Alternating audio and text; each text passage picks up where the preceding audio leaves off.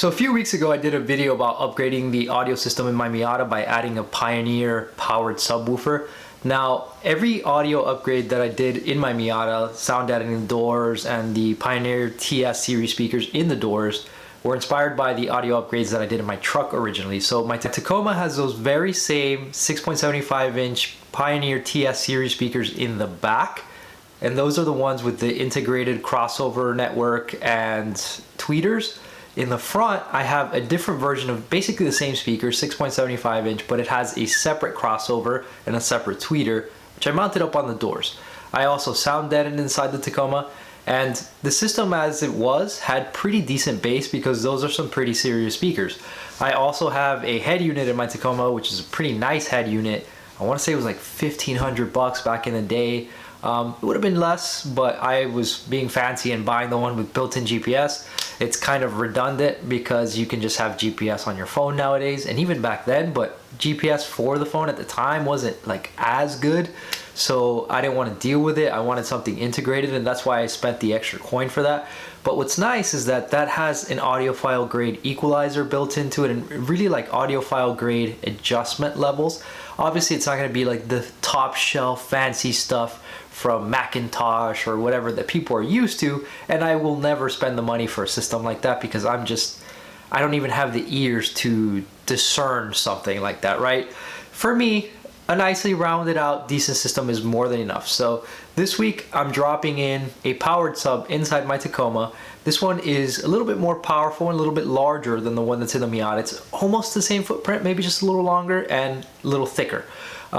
This one is the TS-WX400DA. So the DA usually means it has a little controller, which it does.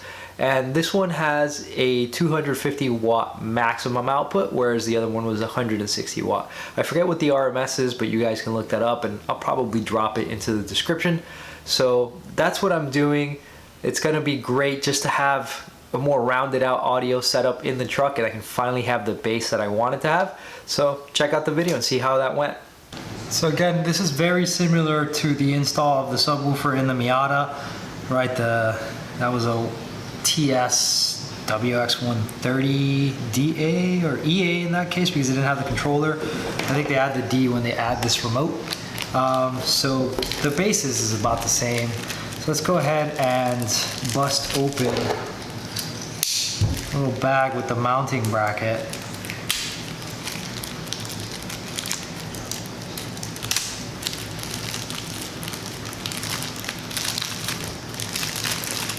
Alright.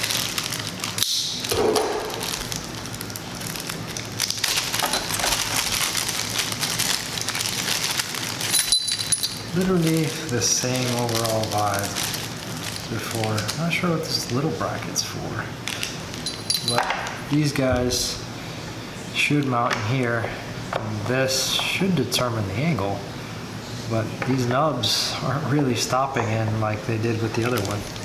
This is unusual, but okay.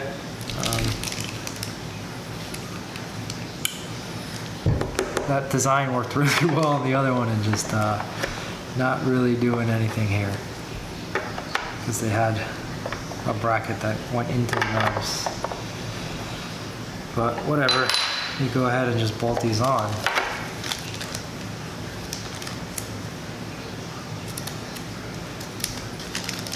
Whatever, it's not like I'm going to reuse this bag anyway. Okay, so the flat-ended ones go in here. Alright, well, once it's tight it ain't going anywhere. I guess it kind of does sit in the nub, but not in a very good way. Not like the other one where you instantly felt it indexed.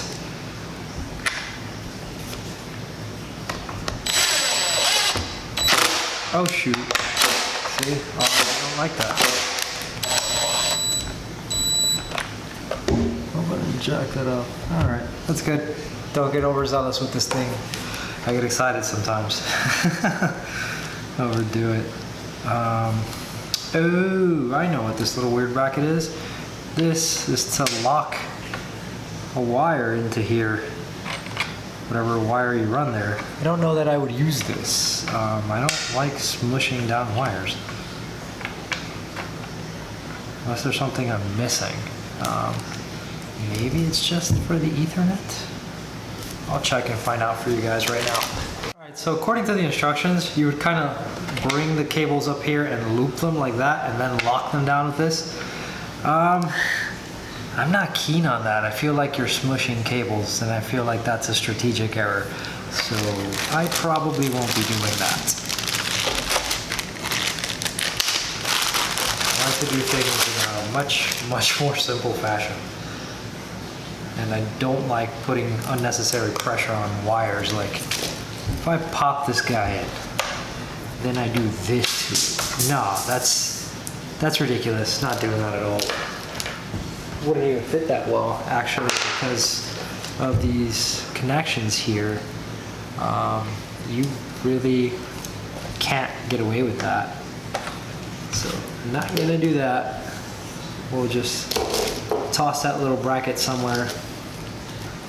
As a matter of fact, I could even install it and just leave it there for some future use maybe that will never happen, but I'm not going to do anything with it. I'll leave it there, so if in the future I were to sell this and someone wanted that option, they have it. There you go.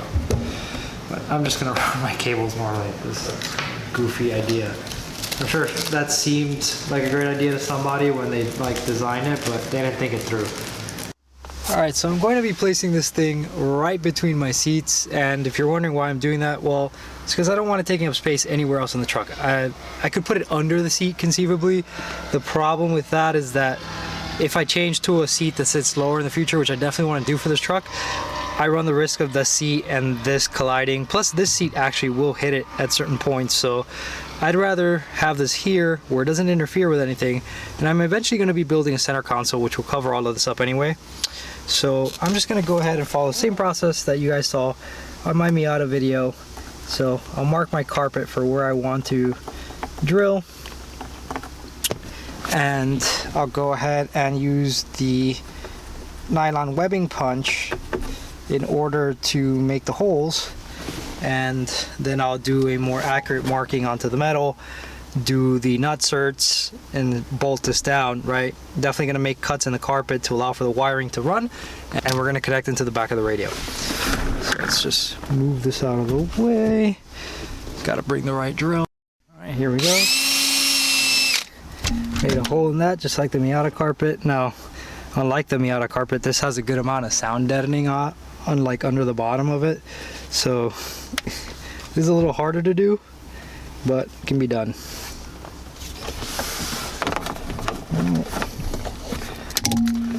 Just got it in place. Alright, so I'm happy with that. Remark the rear one just to make sure I align well.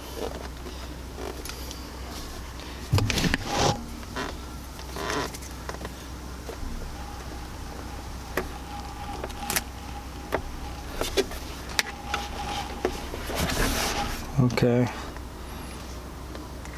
so there's my rear marking.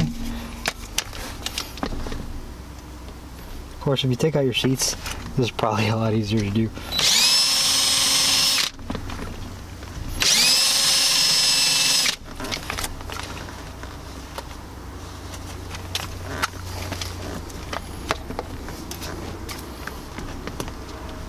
Kind of got to dig out some sound deadening. It's kind of annoying, but it's manageable.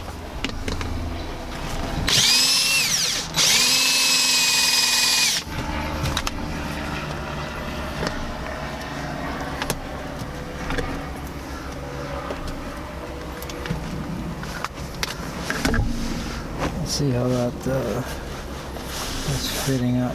Looks about right. And what a pain. I really don't want to take these seats out because it's an unnecessary pain. Alright, so let's bring the drill bits and my nutsert tool and get to it. Alright, let's go ahead and drill this up.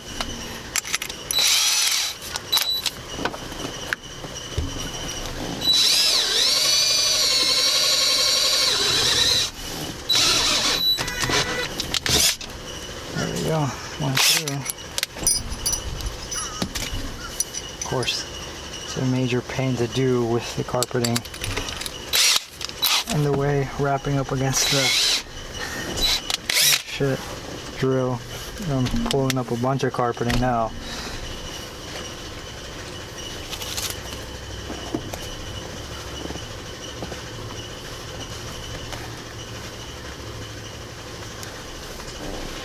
Way too much sound deadening in this crap. Wow, that's really upsetting. I may literally have to take the chair out and lift the stupid carpet. So for now, I guess I'll just focus on not mounting it, but rather making the holes and the cabling. So right here on this side is the gap for the cables. So that means around here is where I need to cut the hole in the carpet.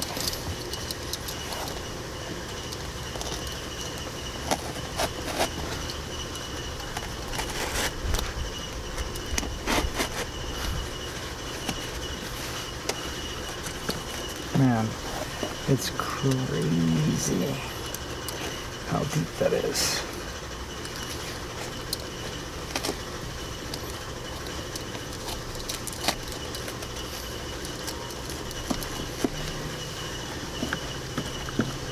You know what?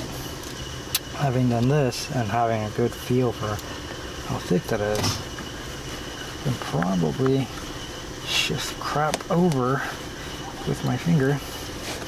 See that I did in fact drill the hole. Nice. Get rid of the bundle of junk from here. I can actually put my nutsert in. Jeez.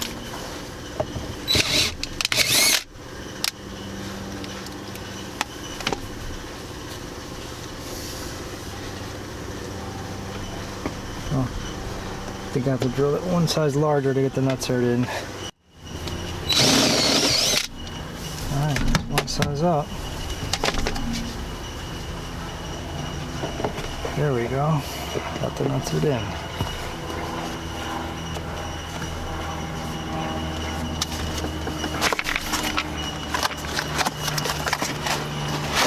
And the tool.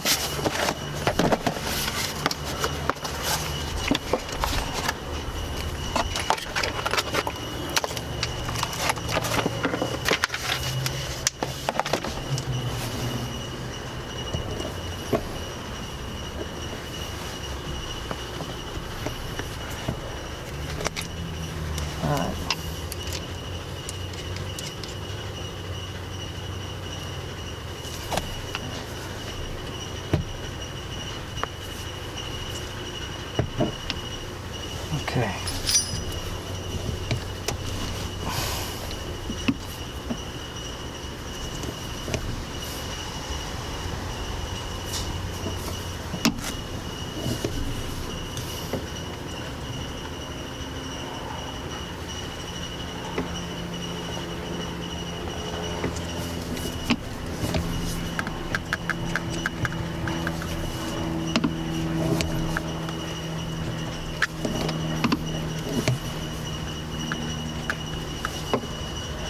See if that's good enough, if I gotta do a little more.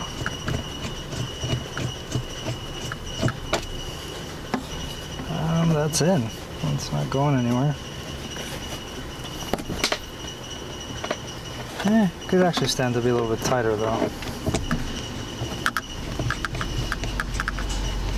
Still a little bit loose fitting.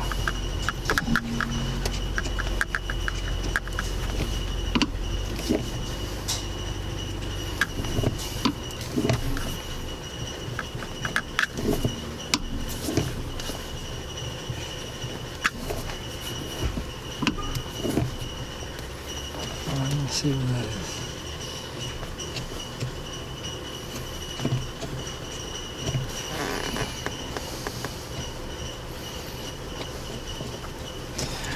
Alright, let's see.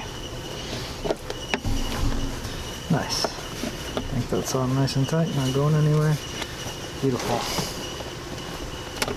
Hopefully it's not overdone.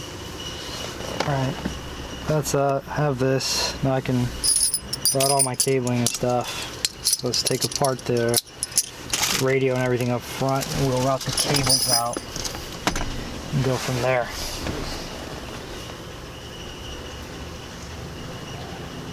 And actually, I can actually already cut these so that I can do my little connection in here. Yep. So I already know how long this is going to be, so I know where I can cut.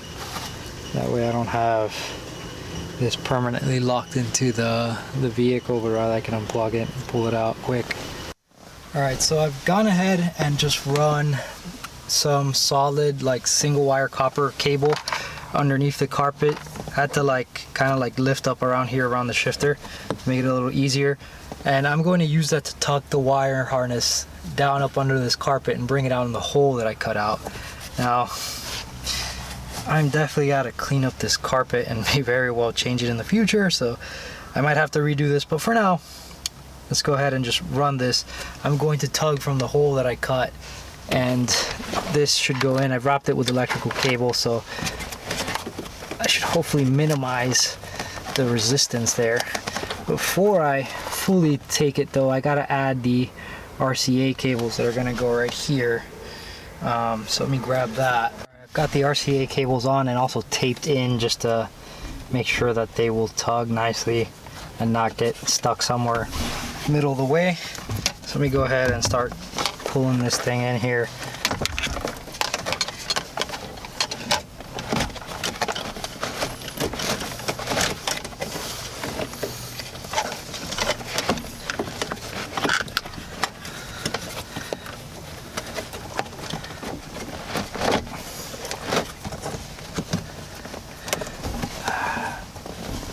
Okay, use my finger to kind of keep the stuff off the shifter so I can reduce the resistance that I'm feeling, because I'm getting quite a bit, and I'm almost there actually. So make sure we got loose cable here. It's easy enough to tug. Keep this stuff from snagging up under any of this. There we go. So I've got everything out on the other end. Beautiful.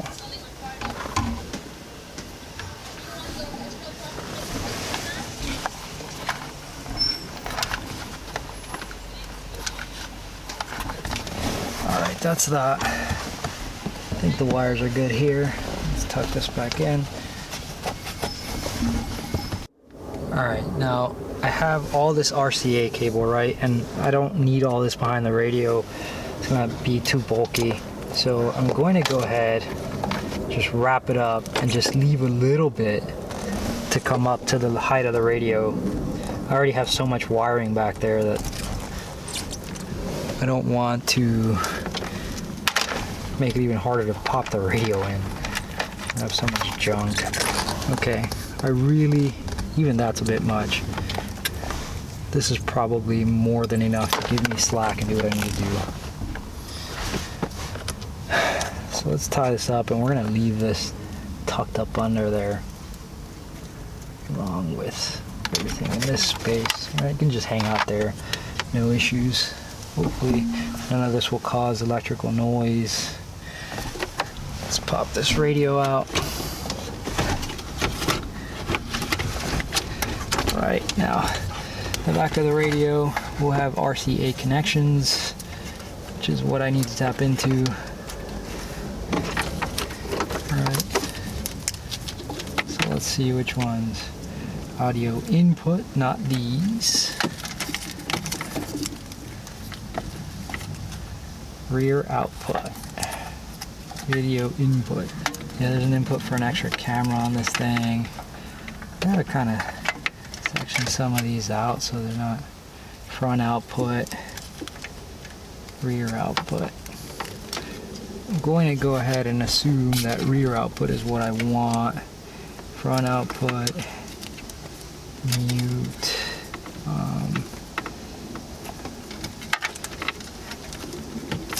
Man, there's so much wiring in the back of this darn thing. This thing has a lot of capabilities, GPS, Bluetooth, blah, blah, blah. Alright, so I'm going to fish my RCA cable up and through the space. Alright. There's my RCA cables. I'll connect to this rear output.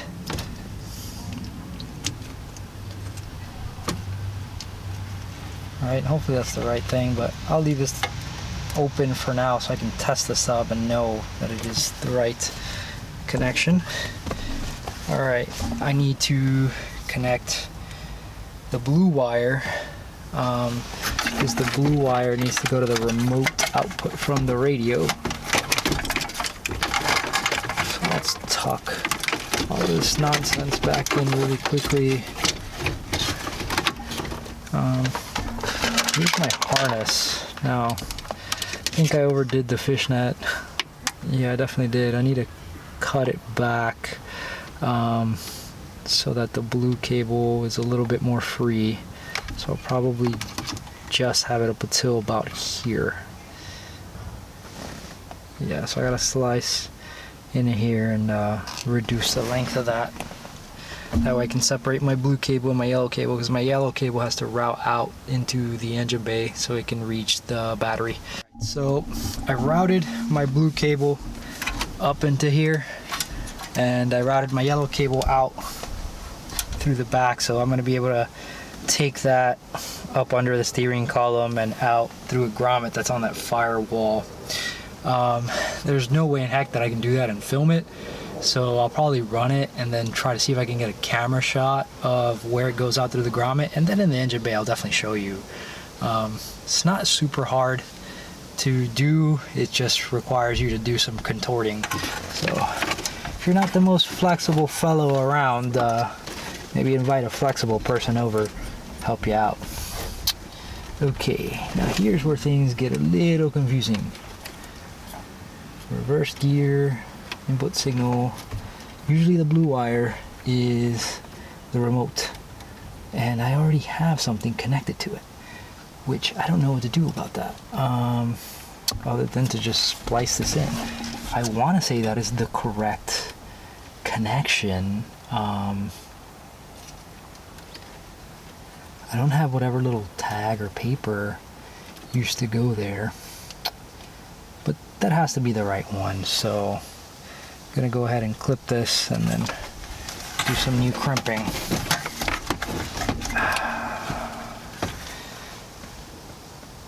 Wish I had a better way to support this. Okay, that's a little better.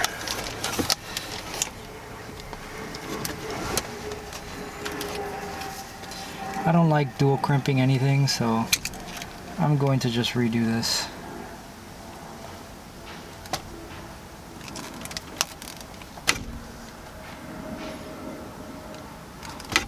It's a really thin little wire.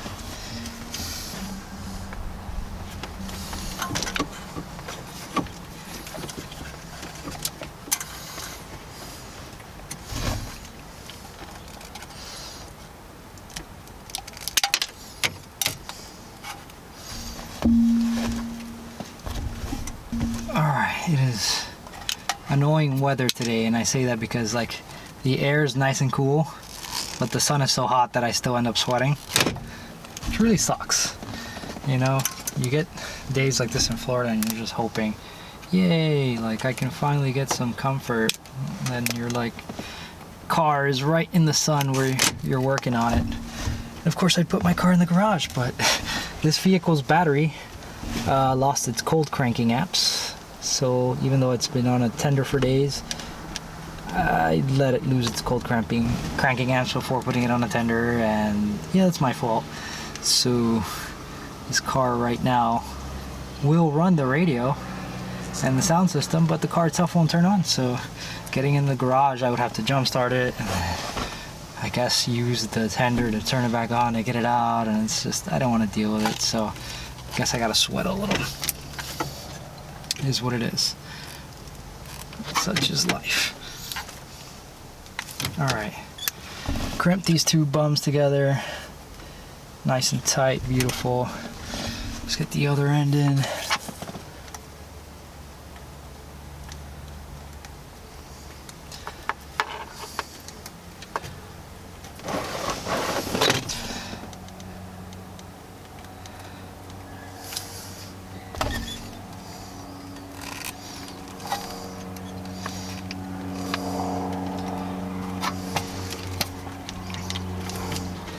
Alright, so that's it as far as connections behind the radio go. I'm just going to tuck this back in and then run my wire for the battery, and then I'll show you guys where that runs through. Alright, so I poked my trusty solid copper wire through the grommet from the engine bay side, and I taped my yellow cable to it. Now I'm going to tug it out from the engine bay, and then I can access the battery.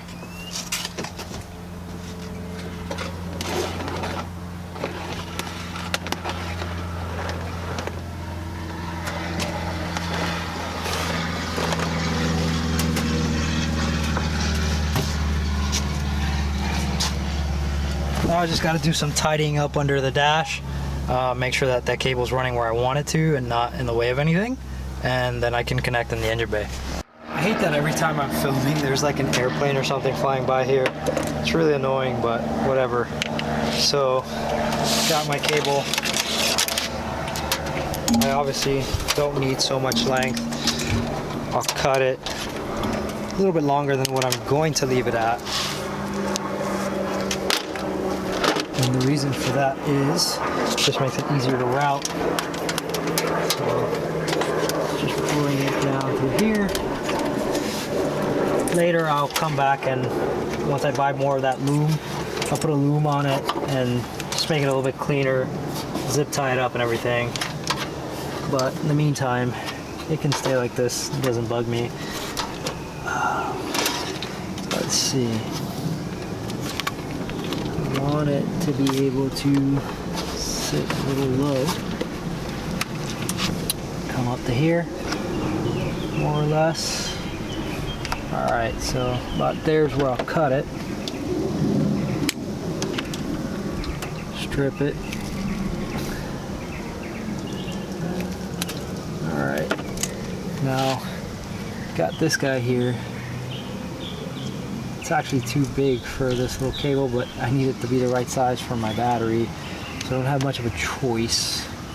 I want to say it's too big for this too, to be honest. But we're gonna do some not so ideal stuff to get this to work. Could just solder it in, I suppose, but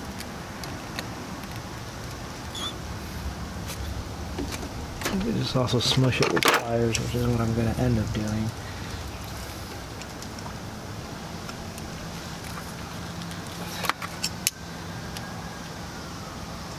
All right.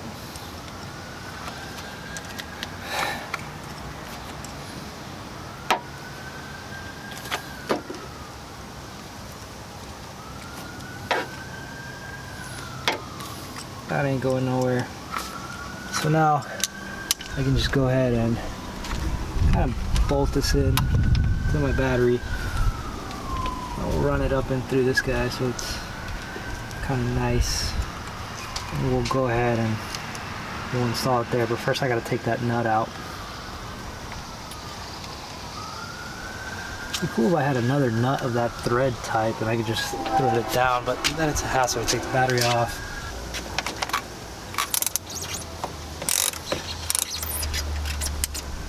Oh, that won't do it. All right.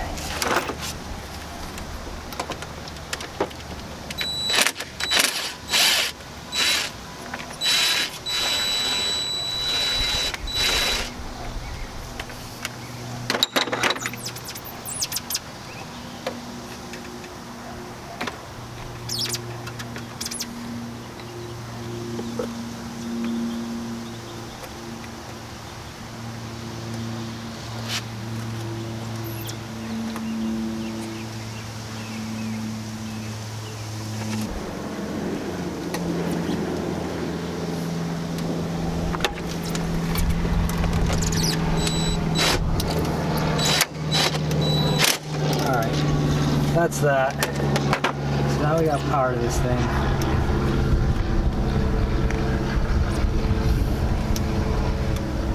Not really happy with the position of that, but I'll deal with it later. For now, really just need to test this thing and make sure it works. So with this thing powered up, I've now got it just plugged in temporarily here, just so I can run a quick test and see if my connections are okay. So I've got Bluetooth on. So this is YouTube, so we definitely got to use some royalty-free music. Let's see if this thing hits. Now, I did notice when I filmed my last video with the Miata that I kept saying like, oh, it doesn't sound good recorded, but that was on my computer. Once I watched the video on a television, it sounded fantastic. It's TV with a sound bar, right? So I could really hear the bass. I guess my computer speakers are just crummy, but those are my door speakers. This thing is doing exactly nothing. Oh, I'm such an idiot. Why would it do anything if it's not grounded? What a fool. Okay, just really quickly, I'm gonna punch out a little spot to drill a hole for my ground. Okay, so that's that. This metal's really thin here, so it's really easy to get stuff through it.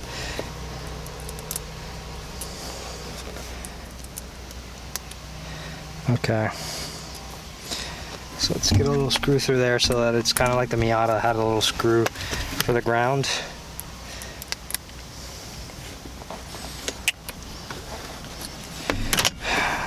I really hate this carpet fuzz deadening that they used.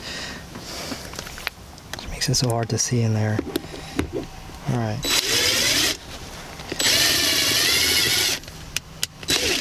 Perfect. Nice little stainless screw. Again, I said I don't like stuff held by self-tapping screws in my previous video because, yeah, it does look ghetto. I don't mind a ground being held by one just because it's a ground. Alright.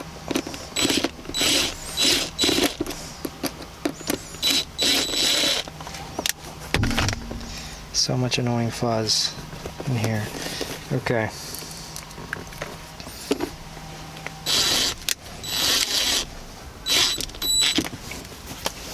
Hopefully that is a good enough ground because that area is painted, but the screw is going into the sheet metal, so let's hope that does what I need it to do. Let's run another test.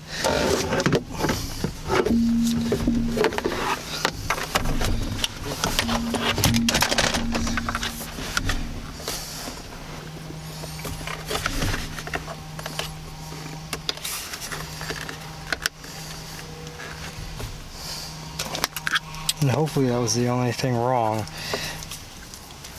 Not that I've wired something incorrectly. So let's find out. Alright, it says the Tacoma's active. Let's see.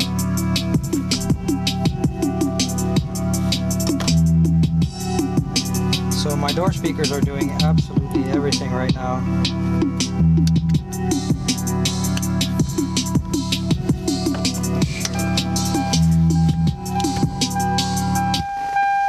Input level should be RCA. Output gain. Okay, this should have everything it needs to run. Unless I've connected it to the wrong thing. So I completely forgot that when you have a fancy radio like this, you can't just connect the subwoofer and expect it to work. You have to go into the settings and actually turn the subwoofer on. Which is annoying, but whatever. So subwoofer on. So let's try this. So here's the culprit. Turns out that when I tugged this through there, this got disconnected. So my sub wasn't connected to anything, so of course it was not going to produce any sound. So I'm gonna have to rerun that, but in the meantime I really need to test the sub for my own sanity. So let's see if it feels like doing something now. I mean, it has electricity this time. Okay.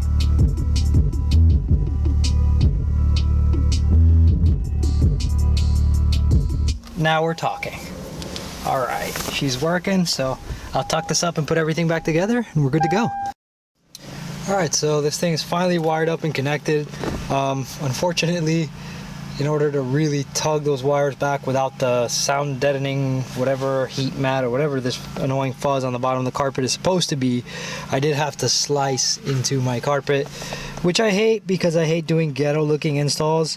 The only reason that I'm okay with it, and I don't know why I cut that way, I think that was stupid, I should have cut down the center, but I'm sort of okay with this because my next project is going to be to build a center console for this truck, so that's going to be covered over. And then the other reason that I'm sort of okay with it is because I've always wanted an excuse to buy a black carpet for this truck, and I just gave myself the excuse. So I will definitely be doing a video about putting a black carpet into a Tacoma. In the meantime, let's go ahead and hit some tunes now that this thing is in and it works.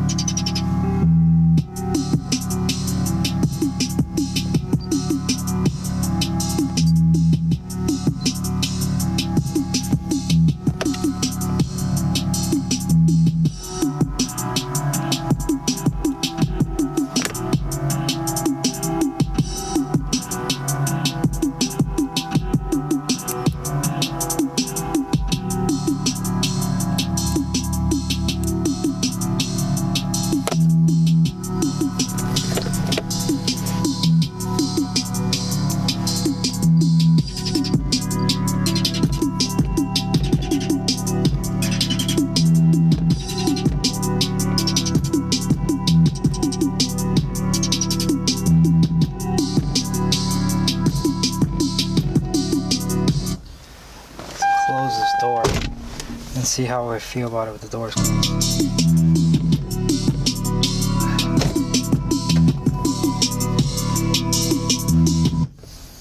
Alright, so that's pretty cool. This is actually not bolted down yet, and that's because I actually don't have the M6x1 screws for those riv nuts. I'm gonna buy that this afternoon and I'll bolt this down, but I'm happy with the final outcome for now.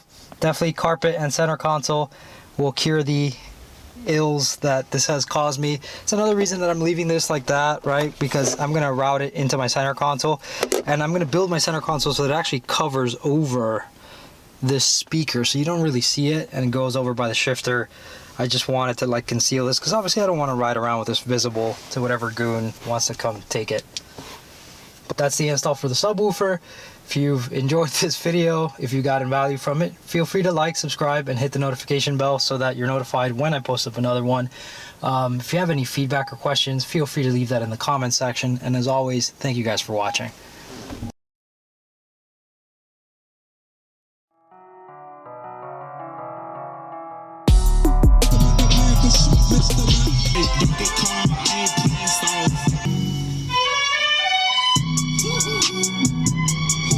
Que tu novio es un insípido aburrido.